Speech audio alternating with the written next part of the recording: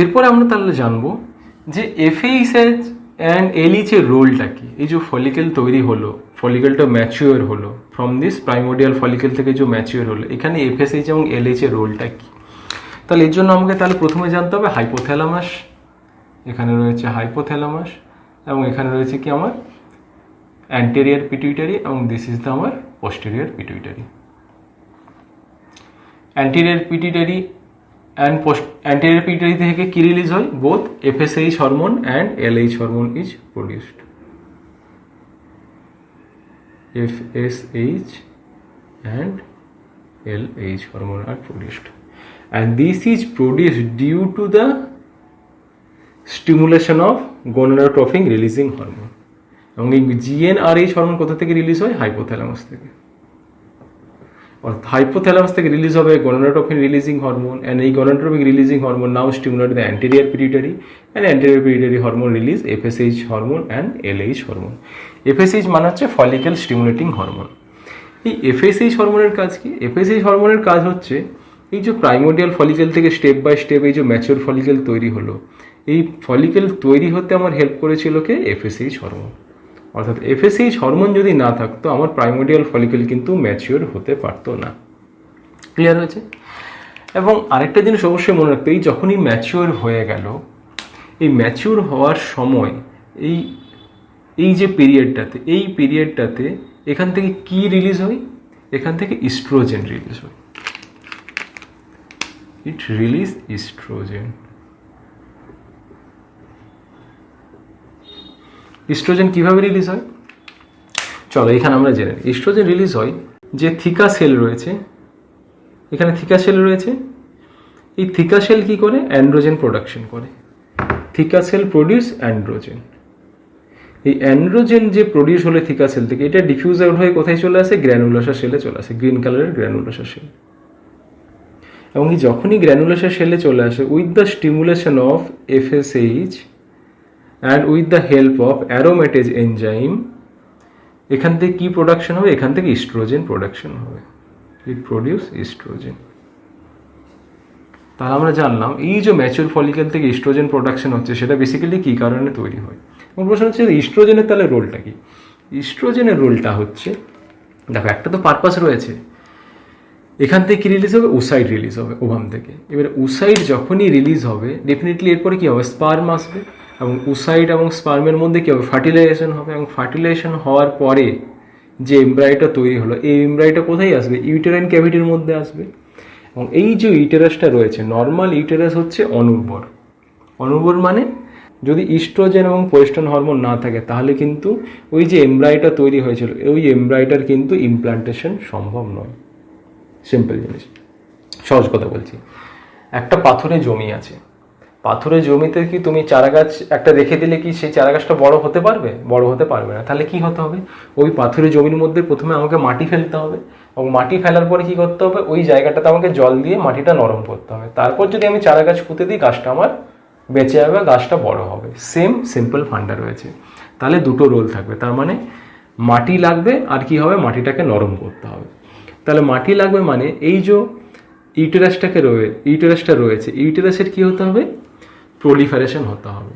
এবং এই ইউটেরাসের প্রলিফারেশন বা পাথরের জমিতে আমাকে যে মাটিটা ফেলতে হবে, প্রলিফারেশন, এই প্রলিফারেশনে কি হেল্প করে? প্রলিফারেশনে হেল্প করে ইস্ট্রোজেন।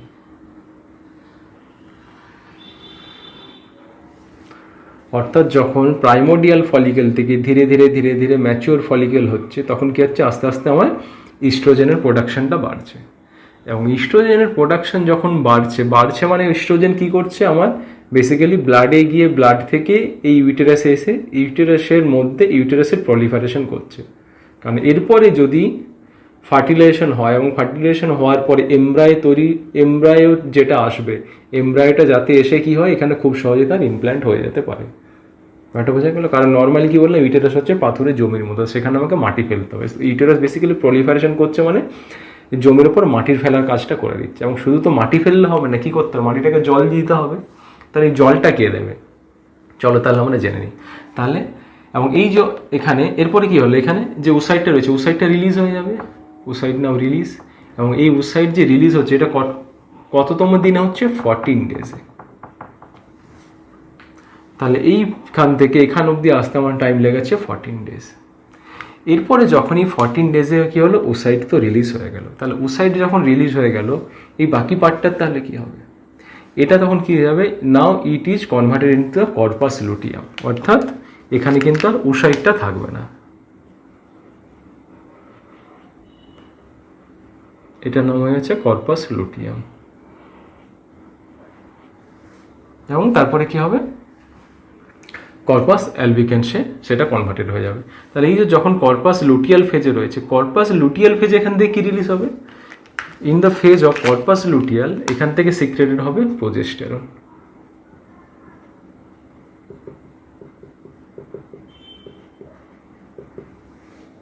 এই প্রোজেস্টেরনের কাজ কি, এই প্রোজেস্টেরনের কাজ হচ্ছে, তাহলে বেসিক্যালি ডেফিনেটলি প্রোজেস্টেরন 14 ডেজের আগে তো প্রোজেস্টেরনের অ্যামাউন্টটা কোনো মতেই বাড়বে না, কারণ 14 ডেজের পরে আফটার দ্য ওভিউলেশন তারপরেই কী হবে, কর্পাস লুটিয়াম থেকে প্রোজেস্টেরন রিলিজ হবে।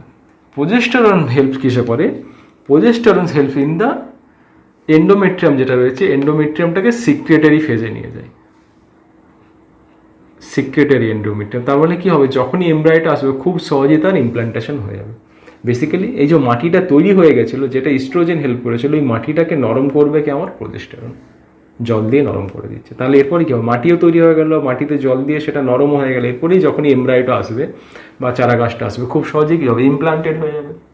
ইমপ্লান্টেড হয়ে যাওয়া মানে কি, এরপর চারা গাছটা বড় হতে শুরু করবে। ব্যাপারটা বোঝা গেছে? ওকে, এখন প্রশ্ন হচ্ছে এই যে এখানে উসাইটটা যে রিলিজ হবে, এই উসাইটটা রিলিজে কে হেল্প করে।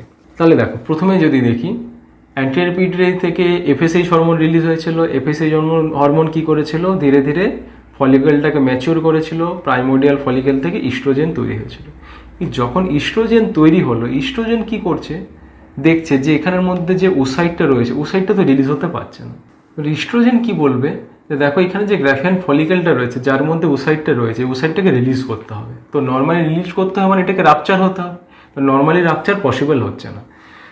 তখন হাইপোথ্যালামাস বললো আচ্ছা ঠিক আছে, এটা তো রাপচার হচ্ছে না, তো ওসাইটটা রিলিজ করতে হবে, এক কাজ করছি আমি লিউটেনাইজিং হরমোনকে সেন্ড করছি।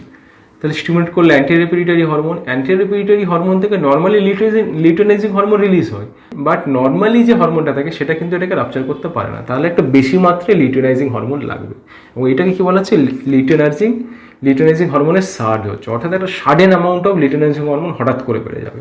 তাহলে যখনই বেড়ে যাবে তখনই কি হবে, যখনই লিউটেনাইজিং হরমোন এখানে আসবে, এই যে গ্রাফিয়ান ফলিকেলটা ছিল, গ্রাফিয়ান ফলিকেলের রাপচার হয়ে যাবে। তাহলে যখনই রাপচার হয়ে গেল, এর মধ্যে যে ওসাইটটা ছিল, ওসাইটটা রিলিজ হয়ে গেল, এবং ওসাইট যখনই রিলিজ হয়ে যাবে, এখানে কি রয়েছে, ইনফান্ডিবুলাম সেটাকে ক্যাচ করে নেবে, এবং সেটা আস্তে আস্তে অ্যাম্পুলাতে যাবে, এবং এদিক থেকে যখনই স্পার্ম আসবে, এই অ্যাম্পুলাতে কী হবে, স্পার্ম এবং ওসাইটের মধ্যে ফার্টিলাইজেশন হবে। ক্লিয়ার হচ্ছে, এই কনসেপ্টটা আমরা জানলাম। তাহলে যদি দেখি, তাহলে এফএসএইচ এবং এলএইচ হরমোনটা যদি আমি গ্রাফে রিপ্রেজেন্ট করি, তাহলে কোন টাইমে কোন হরমোনের লেভেলটা কীভাবে থাকবে সেটা আমরা একবার জেনে নিই। তাহলে দেখো, দুভাগে আমি ভাগ করেছি। তাহলে 0 থেকে 14 ডেজ এটাকে বলা হচ্ছে ফলিকুলার ফেজ, এবং 14 থেকে 28 ডেজ এটাকে বলা হচ্ছে লুটিয়াল ফেজ। তাহলে দেখো, গ্রিন কালার যেটা রয়েছে এফএসএইচ হরমোন, কারণ এফএসএইচ হরমোন প্রথম থেকেই বেশি থাকছে, ওভুলেশনের সময় একটু বেড়েছে, তারপর আবার নর্মাল লেভেলে চলে এসেছে। লিউটেনাইজিং হরমোন রেড কালারে যদি দেখি, লিউটেনাইজিং হরমোন জাস্ট প্রথমে বেসিক লেভেলে রয়েছে। এরপরে দেখো, যখনই এলএইচ সার্জ হয়েছে, ইস্ট্রোজেন যখনই পজিটিভ ফিডব্যাক দিয়েছিল, সেখান থেকে যখন এলএইচ হরমোনের লেভেল সাডেন বেড়ে গেছিলো, এলএইচ সার্জ হচ্ছে। কোন পিরিয়ডে হয়েছে দেখো, 14 ডেজের মাথায়, এবং তারপরে কিন্তু আবার এলএইচ হরমোন লেভেল কমে গেছে। তাহলে যদি ইস্ট্রোজেন প্রজেস্টেরন হরমোনটা আমরা দেখি, ইস্ট্রোজেন হরমোন দেখো, এখান থেকে ইস্ট্রোজেন হরমোন ধীরে ধীরে প্রোডাকশন হচ্ছিল। গ্রাফিয়ান ফলিকেল যখন ম্যাচিওর হয়েছে, ইস্ট্রোজেন সব থেকে বেশি ছিল। তাহলে তাই যদি দেখি, ইস্ট্রোজেন বাড়ছে, কারণ গ্রাফিয়ান ফলিকেল ম্যাচিওর হচ্ছে, ইস্ট্রোজেন বাড়ছে। দেখো 14 ডেজে ইস্ট্রোজেন হরমোন বেড়ে গেছে। তারপর যেই রাপচার হয়ে গেল, ইস্ট্রোজেন লেভেল সাডেন কমে গেল, তারপর ধীরে ধীরে আবার ইস্ট্রোজেন বাড়ছে। প্রোজেস্টেরনের ক্ষেত্রে যদি দেখি, প্রোজেস্টেরন কোথা থেকে রিলিজ হচ্ছিল, যখন গ্রাফিয়ান ফলিকেলটা রাপচার হয়ে গেছে, লুসাইড যখন রিলিজ হয়ে গেছিলো, তারপরে গ্রাফিয়ান ফলিকেলের যে পার্টটা পড়েছিল সেখান থেকে রিলিজ হচ্ছে প্রোজেস্টেরন। তাহলে ডেফিনেটলি প্রোজেস্টেরন 14 ডেজের পরই কিন্তু সেটার লেভেলটা বাড়তে থাকবে। তাই যদি আমি দেখি, প্রোজেস্টেরনটা ধীরে ধীরে কিন্তু 14 ডেজের পরেই ধীরে বেড়েছে, এবং পরে যখন ধীরে ধীরে ওই যে কর্পাস লুটিয়াম যেটা এখানে তৈরি হয়েছিল, কর্পাস লুটিয়ামের যখন ডিজেনারেশন হয়ে যাবে তখন কিন্তু প্রোজেস্টেরনের লেভেল আবার কমতে শুরু করবে। এই অবধি ক্লিয়ার হয়েছে? তাহলে এই চারটে গ্রাফ আমরা জানলাম। এখন প্রশ্ন হচ্ছে তাহলে এই এন্ডোমেট্রিয়ামের যদি আমি দেখি এন্ডোমেট্রিয়ামের কী কী চেঞ্জ হয়। দেখো যখনই প্রোজেস্টেরন হরমোনটা বাড়ে, প্রোজেস্টেরন কী করে এই এন্ডোমেট্রিয়ামের লেভেলটাকে বাড়াবে, ইউটেরাসের মধ্যে যে এন্ডোমেট্রিয়াম লেয়ারটা রয়েছে। তাহলে দেখো এন্ডোমেট্রিয়াম লেয়ারটা যখন রয়েছে ধীরে ধীরে ধীরে ধীরে বাড়ছে, এবং এই যে এন্ডোমেট্রিয়াম এখানে থিকনিং হয়ে গেল, তারপরে কি হয়, যদি প্রেগনেন্সি চলে আসে তো খুব ভালো, যদি প্রেগনেন্সি না আসে তখন কি হবে, ওই যে এন্ডোমেট্রিয়াম লেয়ারটা তৈরি হয়েছিল এই এন্ডোমেট্রিয়ামের ডিজেনারেশন হবে।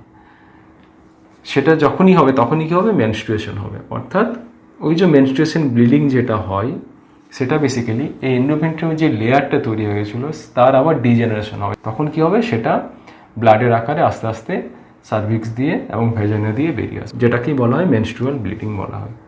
তাহলে যদি আরেকবার দেখি, ফলিকুলার ফেজ জানলাম, লুটিয়াল ফেজ জানলাম। তাহলে ফলিকুলার ফেজে কি হচ্ছিল, এই ফেজে দেখো ফলিকলটা গ্রোয়িং হচ্ছিল 0 থেকে 14 ডেজ, ইস্ট্রোজেন লেভেল বাড়ছিল, ইস্ট্রোজেন লেভেল বেড়েছে। ইস্ট্রোজেন লেভেল বাড়ার জন্য ইস্ট্রোজেন কী করছিল, ইস্ট্রোজেনের কাজ কী ছিল, এইখানে যদি এমব্রায়ো আসে এমব্রায়োটাকে ইমপ্লান্টেশনের জন্য রেডি করা। তার মানে কি করতে হবে, যে পাথরে জমি আছে জমিতে মাটি ফেলতে হবে এবং জল দিতে হবে। মাটি ফেলা মানে ইস্ট্রোজেনের যেটা কাজ সেটা হলো প্রলিফারেশন অফ দ্য এন্ডোমেট্রিয়াম, যেটা কাজ ছিল ইস্ট্রোজেনের। এরপরে কি হলো, এলএইচ সার্চ হলো। এলএইচ সার্চটা কেন দরকার, কারণ ইস্ট্রোজেন যে হরমোনটা প্রোডাকশন হলো, ইস্ট্রোজেনের স্টিমুলাস কোথায় গেল, হাইপোথ্যালামাসে, হাইপোথ্যালামাস দিকে হলো এলএইচ সার্চ হলো। এলএইচ সার্চ না হলে কি হবে, ওসাইটটা রিলিজ হবে না গ্রাফিয়ান ফলিকল থেকে। এরপর হচ্ছে ওভিলেশন হয়ে গেল, ওসাইট রিলিজ হয়ে গেল, ওভিলেশন। এখন প্রশ্ন হচ্ছে তাহলে ওভিলেশন কখন হয়। Ovulation occurs 36 hour from the onset of LH surge. অর্থাৎ এলএইচ সার্চ যখন হচ্ছে তার 36 আওয়ার্স পরে কি হবে, ওভিলেশন হবে। And 12 hours from peak of LH search. এই কনসেপ্টটা অবশ্যই মনে রাখতে হবে। এরপর হচ্ছে লুটিয়াল ফেজ। লুটিয়াল ফেজে হচ্ছে যখন এই যে কর্পাস লুটিয়াম তৈরি হলো, এই পার্টটা হচ্ছে লুটিয়াল ফেজ। এখানে কি হচ্ছে, প্রোজেস্টেরন প্রোডাকশন বাড়ে, এবং প্রোজেস্টেরন প্রোডাকশনের কাজ হলো প্রলিফারেশন অফ দ্য এন্ডোমেট্রিয়াম, অর্থাৎ প্রলিফারেটিভ ফেজে আনতে হবে। অর্থাৎ যে মাটিটা ছিল সেই মাটিটাকে নরম করতে হবে। এরপরে ধরলাম যদি প্রেগনেন্সি না আসে, অর্থাৎ যদি স্পার্ম না যায়, তাহলে কি হবে, ফার্টিলাইজেশন হবে না। ফার্টিলাইজেশন যদি না হয় এমব্রায়ো তৈরি হবে না। তাহলে এমব্রায়ো তৈরি না হলে এখানে কি হবে, degeneration of the corpus luteum হবে, প্রোজেস্টেরন প্রোডাকশন কমে যাবে। প্রোজেস্টেরন প্রোডাকশন যদি কমে যায়, প্রোজেস্টেরনের কাজ কি ছিল, সিক্রেটারি এন্ডোমেট্রিয়াম। তাহলে এন্ডোমেট্রিয়ামটা কি আর সিক্রেটারি থাকবে না, এন্ডোমেট্রিয়ামটা ধীরে ধীরে ডিজেনারেট হয়ে যাবে। এই কনসেপ্টটা জানলে এরপর তো আমরা ওভুলেশনের বেসিকটা সম্বন্ধে জেনে নিই। তাহলে লাইফ অফ উসাইট, তাহলে এই যে উসাইটটা রিলিজ হলো, এই উসাইটটা কতদিন বেঁচে থাকতে পারে, 24 থেকে 48 আওয়ার্স। অর্থাৎ উসাইট যদি একবার রিলিজ হয়ে যায় 24 থেকে 48 ঘন্টার মধ্যে স্পার্মকে আসতে হবে। তারপরে যদি স্পার্ম আসে বা তার আগে যদি স্পার্ম আসে তাহলে কিন্তু ফার্টিলাইজেশন কখনোই সম্ভব হয় না। ক্লিয়ার হয়েছে?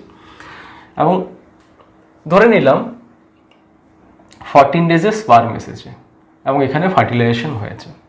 তাহলে ফার্টিলাইজেশন হওয়ার পরে ওই যে এমব্রায় তৈরি হলো, ওই এমব্রায়টার পরে কি আস্তে আস্তে ইউটেরাসে আসবে। তাহলে কতদিন পরে ইউটেরাইন ক্যাভিটির মধ্যে আসবে, it reaches the uterine cavity around the days 3 to 4 days।